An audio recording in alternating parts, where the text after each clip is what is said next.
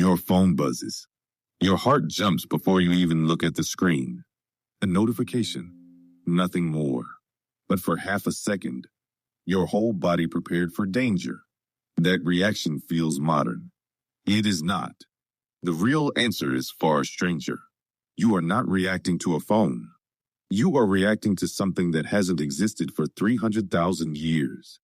Picture your ancestors on an open grassland.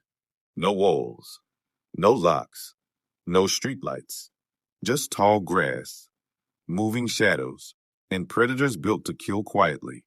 A rustle in the grass could be wind. It could also be a leopard. The humans who survived were not the ones who waited to find out. They were the ones who flinched first and asked questions later. That flinch never left you. In 1915, physiologist Walter Cannon gave it a name: the fight or flight response. He noticed that under threat, the body doesn't wait for permission. Heart rate spikes. Blood rushes to your limbs. Digestion basically shuts down, because your stomach does not matter when a predator is 30 feet away.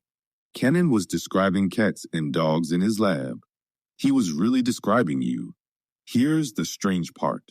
Your brain cannot tell the difference between a leopard in the grass and an angry email in your inbox. Neuroscientist Joseph Ledoux spent decades mapping exactly why. Deep in your brain sits the amygdala, a small almond-shaped cluster of neurons. It does not reason. It does not wait for context. It scans everything you see and hear for one question only. Is this a threat?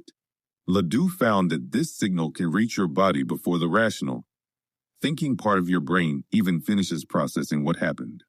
You physically react before you consciously understand why. That's not a flaw. That's the whole design. Your ancestors who paused to think it through, who calmly considered whether the shape in the grass was really a predator, often didn't get a second chance to learn from the mistake. Evolution does not reward accuracy. It rewards speed. 100 false alarms cost you nothing. One missed real threat costs you everything. So your brain became a machine built to overreact, on purpose, forever. Which raises an uncomfortable question.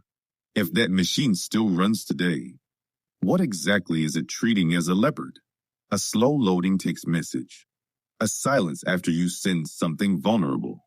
A stranger's tone of voice in a meeting. None of these can actually hurt you, but your amygdala doesn't know that.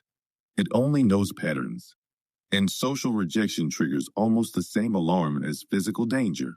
Psychologist Robert Sapolsky spent years studying this gap, watching wild baboons develop ulcers and heart disease from something no zebra on the savannah ever experiences: chronic, unresolved psychological stress.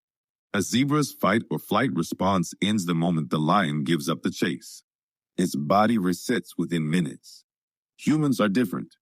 You can trigger the exact same stress response just by remembering an argument from 3 days ago.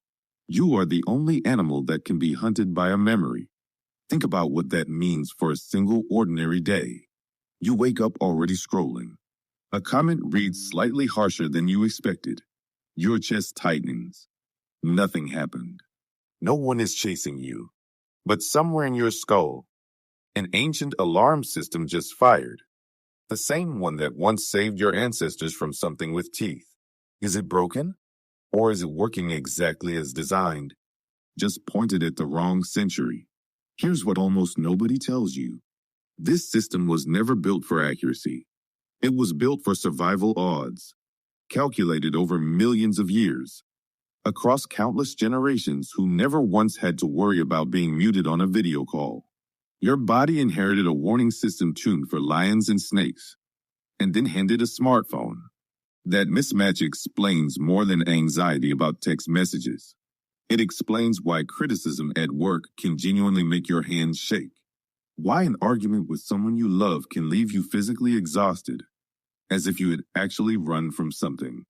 Why doom scrolling at 1 a.m. feels less like a choice and more like a compulsion you can't quite name.